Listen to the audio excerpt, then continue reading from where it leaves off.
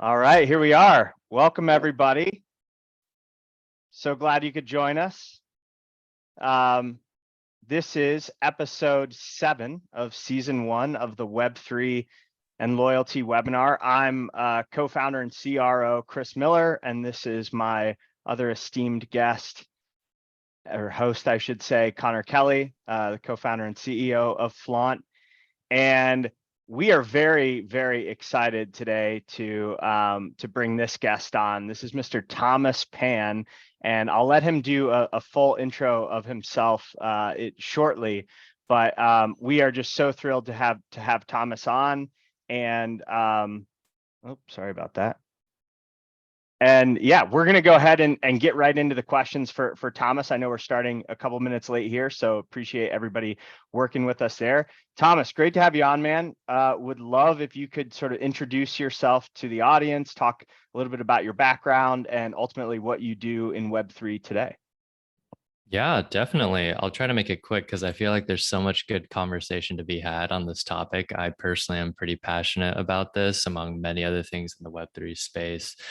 So, have a decade of experience in Web2 specific growth in tech and startups across the board, big startups, small startups. And during COVID, had some extra time, spent a lot of the extra time online, got introduced to the world of NFTs and Web3. Started collecting Top Shot NFTs, realized there was a much bigger world than just Top Shot, got introduced to some more still prominent Web3 and NFT communities in the space, and then started to branch out from NFTs to the broader Web3 space, realizing that NFTs can be digital collectibles, but also a lot more. And then just expanding even further from there. And my interest, I think, went so deep that I decided to take a sabbatical at first, or at least I thought it would be one, to focus on writing and consulting in the space with my sort of existing background and newfound passion in the space. So now I've transitioned basically full time on content creation, particularly writing. I'm actually probably going to start today or tomorrow shifting into video as well to just expand the footprint there. Not everyone likes to read. I get it. I still think reading is very important, either in sort of blog newsletter format or books, of course. But hey, we live in the age of video, so you got to respect the game.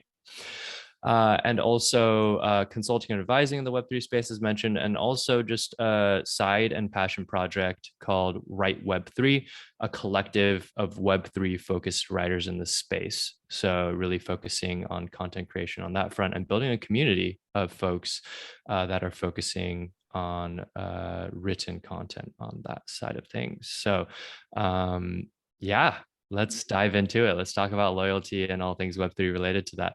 Yeah, and just for a little bit more context for the audience, I have not seen anybody put out as much like engaging written content as Thomas. It's just like the commitment to the game is appreciated as a reader, using you to stay up to date on different things in the space. But even before getting into specifically some of the loyalty Web3 concepts, because you already touched on your Web3 sort of journey, but even just having the commitment to writing every single day, like how do you do it? Like, it's amazing. And yeah, it's already visual, like the memes, I love it. And would love a little bit of your secret sauce before we talk about loyalty marketing.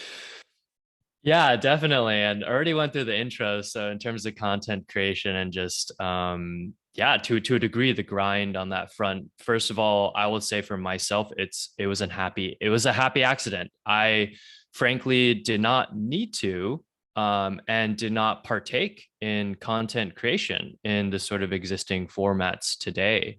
And the beauty of it is everyone can be a content creator today. I think for myself, to a degree, I had mental and emotional blockers, and nothing against my previous full-time jobs, but I was just dedicated to that. And my job was focused on other aspects besides purely content creation. I focused on partnering and working with our departments that created a lot of amazing content, but I myself did not partake. And I think the second thing is medium. right? I think for all of us, if we start thinking about content creation, where's your home base? And home base as in your home medium or your home platform, whether it's social media platform or whether it's the content medium in of itself. Is it written? I realized it was written. I wanted to itch that scratch for the longest time, and I itched it, and I realized it just kept going. I thought I was only going to write once or twice a week, and it came naturally. So it's sort of just like finding a hidden talent or realizing you're sort of good at something, regardless of how late you feel like it may be. That was literally what happened to me. And if it's just like the concept of product market fit, if things are a lot easier than they should be, everyone's like, hey, these are all the things you need to do. And you're like, wait a second, I just tried this thing and it works. Part of it is luck for sure. The other part is like there's something there. So pull on that thread and see how far you can go. And don't explore other channels till you really nail that down. And the same thing goes with growth, right? As a general concept, but any type of growth practice or channel. So I started from the paid marketing side. And oftentimes when you test a channel, if it's super efficient and you still have room to grow and invest in that channel, why would you spend any more resources on a different channel if you're still able to scale 10x hypothetically on that channel that's working really well for you, right? I'm not saying that as a pure black or white concept, but something to consider in regards to limited resources and bandwidth. So it just is that happy accident for me, and I just kept going. And then combining that with my background in growth and marketing, I realized I think there's a lack of Web3 related content from this particular growth and marketing angle, and I realized that people like it and want more. So that's sort of where I came from on that front. That's awesome. Well, highly recommend if you are interested in Web3 knowledge and thoughts on loyalty and community to sign up to Thomas's Substack. I put in the link, and also test and learn. That's a really important concept as people think about dipping their toes into Web3. So going right ahead into like the next question we had for you, which is, among the brands that you've seen actually launch, and actually dip their toe into Web3, who are some of the ones that you think have done the best job, and what are the common threads? Yeah, there's so many, but just for the sake of time, and also because there's a big recent, there's a lot of recency in regards to these news and headlines. I'm sure you guys are nodding your head. You could probably guess, or if we were to put money behind this bet, you guys would know. But Nike, right? Woohoo. Everyone sort of knows high level what's going on there. And this complements my content and sort of thinking style. Yes, everyone understands the headlines. And if you're not aware, Nike recently announced, and on Friday, they will begin beta signups for their Dot Swoosh platform. And the TLDR of the Dot Swoosh platform is sort of Web3 oriented, although they don't use any specific language or intimidating terms to, yes, very important to consider that, especially with a large audience and more mainstream and maybe Web3 curious, but honestly, just like, hey, it's Nike, right? You got all types of people that are loyal to that brand, and you don't necessarily want to make them uncomfortable in regards to what they might be curious about, but potentially be intimidated about or turned off on.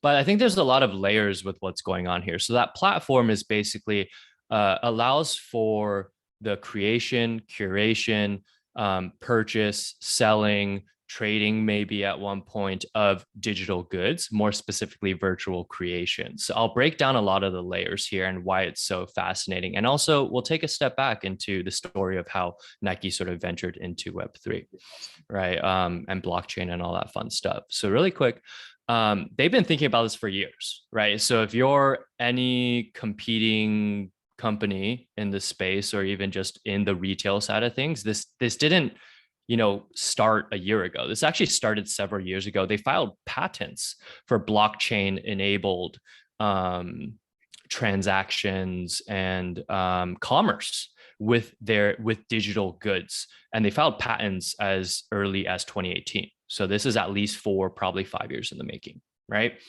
And I don't know this for a fact. I don't think anyone in this room necessarily knows for a fact. And if you do, be quiet about it.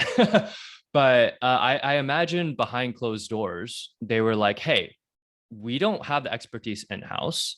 We're still very early to this. It's unproven, but let's just sort of file these patents, do a lot of R&D, and just like understand what the landscape looks like.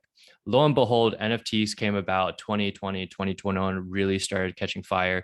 There's a company called Artifact, right? Artifact, RTFKT, is a Web3 native company creating very high quality rendered 3D digital collectibles, focused and leaning towards streetwear. The founders were very deep in the space, and they just created a lot of NFTs, collectibles, did a lot of collaborations or partnerships. And if you understand streetwear, or even, you know, the world of Nike and all those related brands, collabs are really, really big. So they already did that. And there were probably a lot of conversations at a certain point, and I believe there was probably a healthy 9-figure sum. But basically, Nike acquired Artifact, right? So a lot of complementary aspects here. So one, they purchased this company outright with the sort of creative capabilities and prowess, with the sort of culture capabilities, as in they understand the culture of the space, which complements Nike very well. Streetwear, collectibles, all that, and the Web3 knowledge, end-to-end creation on top of the culture, understanding smart contracts, building things, all those related topics that I think now Nike has that in-house expertise. So when Nike released the Dot Swoosh platform, this gets very interesting when you think about Nike now has the internal in-house sort of expertise strategically, tactically, et cetera, you know, just as even at minimum advisory, but then also being able to understand their user base and how they're able to cross pollinate these audiences in terms of understanding, interest, the culture on both sides, and make that a much smoother sort of transition and onboarding process. So the way Nike thinks about Dot Swoosh versus Artifact, and also these are completely separate brands. However, there's a lot of shared resources here, which is strategically a huge moat. They see Artifact for the Web3 native audience, and they said this publicly, while they see the Dot Swoosh platform for the Web3 curious audience. So what happens, and I've thought about this build by partner framework, they first bought a Web3 native company. Now that Web3 native company Artifact is now complementing and going full circle to also supporting the build portion, as mentioned earlier, you know, either advisory, but also probably hands-on based on some other public information, despite the fact that these are two separate entities, as well as the partner section, which obviously internally partnered, but then Nike has partnered with a lot of other ecosystem partners, and they publicly listed it out: Syndicate, Hypermint from MoonPay. I think there's another company, Polygon, obviously for the blockchain. So there's a lot of internal and external relationships that, you know, probably Artifact internally advised on and sort of supported and even built some aspects, and then externally with the ecosystem partners. So when you think about a brand that is doing it right, I really think of Nike, again, because of recency, but also because of their approach. That said, not all of us are Nike. We're obviously not I don't even know, 11, 12-figure brands with probably, you know, 8-figure budgets, or even just 8-figure R&D budgets for this type of effort. But if you really think of and really distill it to first principles, and what I'm thinking about is build by partner, right? Even if you're a small brand, even if you're like me, right? How do I think about building my platform, whether it's consulting or writing, creating, buying, and partnering, right? So I think that's a very important framework. So if you want to dip your toes in, you might want to consider partnering first, because that is a lot lower risk. You're not putting all your eggs in one basket.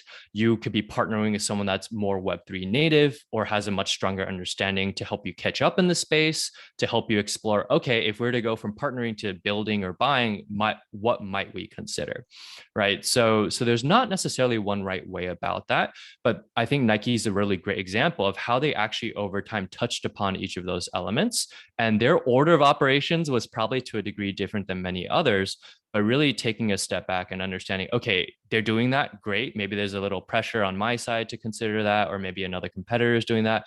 But also understanding all the different options on the table, because I think this ecosystem has matured a lot since several months ago, since last year, and definitely since 5 years ago. I think there's a lot more options in regards to building, buying, or partnering. Amazing. I did just see a question or two come through in the chat. We are going to make sure that we reserve a few minutes at the end to go through those. So if you guys do have any other questions for T-Pan, feel free to throw them in the chat. Thomas, I have a question for you. One of the words that's become synonymous with Web3 is community. And in one of your recent articles, you made a prediction that community is actually going to rise in prominence and become a core business function for a lot of brands. And so I wonder for the folks on the call here that are not super well versed in the Web3 space, what goes on in a well-run Web3 community, and why should brands and marketers in particular have this on their radar? Yeah. Oh my goodness, I feel like we could have at least another hour to talk about this topic. So I do have to be more thoughtful about it, talk about this high level. Thanks for linking, Connor. I share some different arguments and frameworks and, opinions, frankly, about how community will rise in prominence. It already is in its current state. I think even just from a buzzword level, right? Probably on countless panels. There's probably a panel happening literally right now where a CMO is like, it's all about community, right? Like, great, sure. We all understand community is very important now. And I think there's a lot of factors that have led up to that, right? And this is coming from someone, and hey, for everyone out there that are performance marketers or growth marketers or paid marketers, love you all. I came from that background, but I like to joke that I'm converted. I'm a converted pure performance and paid marketer and growth marketer, because I believe that there's just a massive amount of saturation from advertising, right? And there's a lot of data points to agree with that. So obviously advertising isn't dead. I think as a true growth practitioner, you just have to put a twist on it, right? And in some senses, community is the twist, right? And how you allocate budget can also be a twist, because instead of, investing $1 million a year on Facebook ads, you can invest 500 grand on community and manifest your quote unquote performance marketing budget or your paid marketing ad budget and also creative into community, right? So I do want to lay that out. There's a lot of different layers to thinking about this. And more specifically to what you're saying, Chris, is when you think about building community in Web3, there are certain aspects, whether some are assumed, some are more explicitly stated, and some are more developed over time in regards to quote unquote Web3 communities and sort of the ethos around that, right? One of the things is more leaning towards ownership, right? Whether it's ownership of your data, ownership of your work, right? Ownership of the ability to choose what you want to do with an NFT, as a simple example, ownership of your voice or quote unquote vote in a DAO or a decentralized autonomous organization. I think when you think about community, it's a little different than, a one-way street. And it used to be a little bit more geared towards that. Again, not saying there was never conversations with community members or things like that. However, in sort of Web3 native communities, it's a richer conversation, right? And the way I would think about that is how the best communities and the brands that foster these communities with their team of community managers or volunteer mods or whatever really actually foster that two-way street. And with that comes a lot more empowerment and a lot more ability to harness that energy in a variety of different ways. And in a variety of my posts, I've sort of described how that can come about. But also that means there's more responsibility, in the sense that sometimes community members might think that they have the rights of not rights, but they sort of see themselves as an employee of the brand or the product, because they're evangelizing, they're super jazzed, they're always super active in the community. So better setting those boundaries, but in a very healthy way, and understanding how your community members operate, especially if you're Web3 native. But even if you're more Web2, thinking through best practices on the Web3 side, how do you sort of take certain elements of that? be aware of the pros and cons, or not pros and cons, but rather, opportunities and sort of potential challenges down the road. That's very, very important. Right. So I think the empowerment is really key, and it shows itself in a lot of different ways. Simple example. There is a blockchain game that I'm a part of the community, not super active, but I just observe what they do. They actively have a lot of threads and channels where they just have their users post bugs, right? Typically, how that works in the gaming company is that's all internally tested or very closed off. This is very open. Even if I'm not testing it, I could see what the testers are saying, right? That's not very common. I'll put it that way, right? It probably is becoming more popular. Another example, there's different brands, there's different Web3 native communities where I wouldn't say they have necessarily certain business decisions left to the community to decide. However, they do have the community help them determine certain design decisions, right? So one example was another game that asked their community, hey, we want this character to like carry a variety of weapons or tools. Do you guys like this or that? Right. And typically, again, that wasn't necessarily decided by the community. And now this allows for a deeper level of bi-directional engagement and empowerment, and also loyalty in a way, right? This company that I'm interested in, maybe have already spent money with, is letting me make some decisions. And that does happen in a lot of different ways today, right? Whether it's just polls, whether it's just reading the comments and things like that. And I think there are more new ways to incorporate that, whether it's through NFTs to create a longer lasting relationship and whatnot. So things on that front are much more dynamic, I want to say. I think the last example here that I enjoy, because I care a lot about this relationship I've held in marketing and growth roles, is with customer service, right?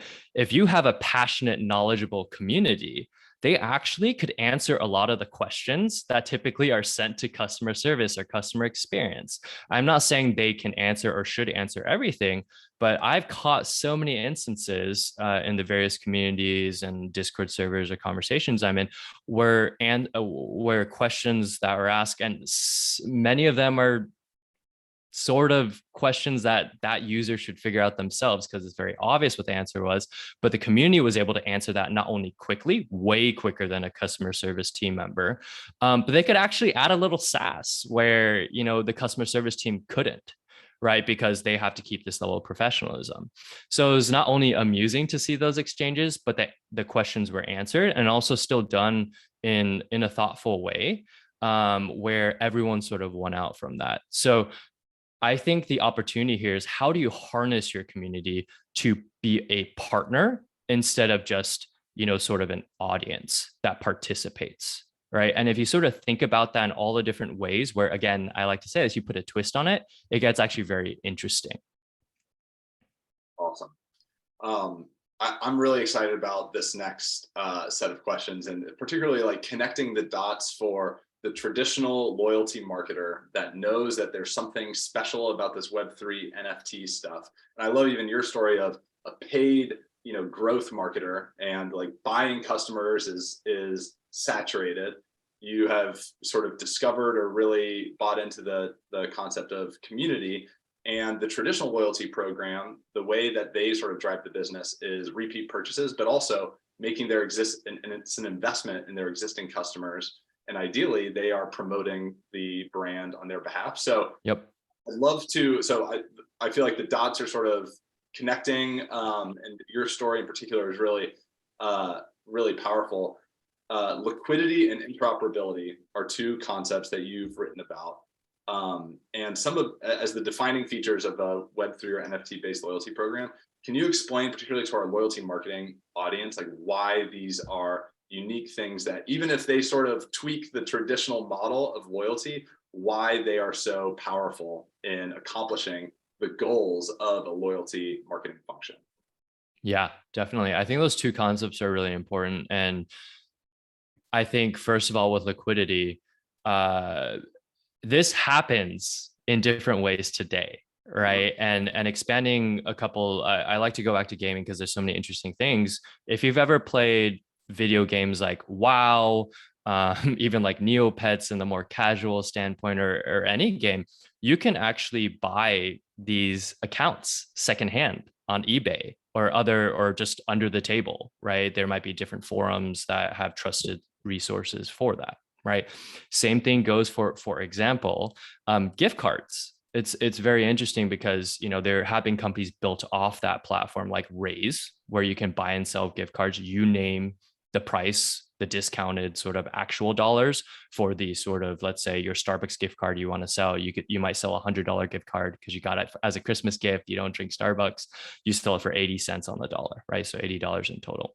That's already happening. So when you think about loyalty and sort of the flexibility of what liquidity can do, you're just reducing the middleman. That's all you're doing. And that actually becomes a feature to your brand or the loyalty program you're building that creates, actually, I would say, more loyalty because you're giving them more options, right? And just because someone's selling something doesn't necessarily mean that they're going to go away or they don't like the brand. Maybe there's a specific aspect that they're a little less interested in. For example, if you've heard of the Southwest Airlines Companion Pass, let's say you have that and you don't need to use that anymore. So Companion Pass is basically anytime you buy a flight for the duration of that Companion Pass, you actually just get a free ticket that you could bring a significant other, a friend, whatever you want to do with it. But let's say for some reason you don't need to use that for the rest of the duration, you could sell that. You'll still probably be a Southwest airline customer. It's just you don't need that, right? So liquidity is a very powerful thing. And the fact that you're just like the community, your concept, you're giving more empowerment and optionality to that user. I think it actually contradictory to maybe some of the fears of brands doing this actually works in that brand's favor. Interoperability is also complementary to the concept of liquidity in the sense that, hey, what if every Southwest point I have is actually equivalent to an Airbnb point, right? And that's already happening in a lot of different ways, but in more closed systems, right? Credit card programs are really good at that. Airline programs are really good at that with their different alliances, and they've mastered that to a T. So what happens if you could actually create a bigger marketplace outside of just airlines, outside of just the sort of like Chase credit card network, which is super massive? What about all those smaller brands? What if you could have a platform where they could all opt in, opt out, create all these custom programs where, this small brand can actually trade their loyalty points or loyalty NFTs to another brand's loyalty points and loyalty NFTs, right? Where they don't have to have someone on the BD team. They probably don't even have a BD team to like figure out all those things, but you could just have this platform where you can opt in or opt out, right? So that's an example of interoperability. So basically it just means you can actually be much more plug and play with these concepts. And I think that's another one of the things that Web3 in general sort of allows and just empowers the consumer again. Awesome. Amazing. Well, we are nearly at time here. We just hit 2:00 Central Time. So I do want to be mindful of everybody's time and let everybody go. Last question for you, Thomas, really easy one. Where would you send people online to learn more about you and read some of your work? I know Connor's posted quite a few links in the chat, so that's probably a good place to start, but where else would you send folks? And where's your video series going to be? I'm super pumped about that. I'll be uploading that. Nothing's been set up yet, but fortunately it's pretty easy to do that these days, of course. So in short, on the video side, it's just going to be sort of an audio and visual version of me talking through the different concepts and the stuff that I've written. So just repurposing. That's the beauty of content these days. So I'll be sharing that at a later point, definitely on my newsletter, but tpan.substack.com, that's where all the great stuff is. My goal is to have that written, long form written content to be free forever, because I want to use that as an education and information platform from sort of my takes, all those different things and the variety of topics I talk about. Twitter at TPAN_Web3. For other takes, short form takes, etc. and just sort of just a peek into my brain of what I'm consuming and sort of seeing on Twitter. There's a lot of noise, but there's also a lot of good stuff. And of course, on LinkedIn, you can find me Thomas Pan, THOMAS Pan. But those are the three main things. So if you get the newsletter, that's sort of the meat and potatoes, and you'll know everything that I know. Amazing. Well, thank you so much for joining us, T-Pan. I think we're going to have to do a part 2 of this because we only got through about half the questions we had for you. So we look forward to doing that at a later date. Everybody enjoy your afternoons, and hope to see you on the next episode. Take Thanks care. all.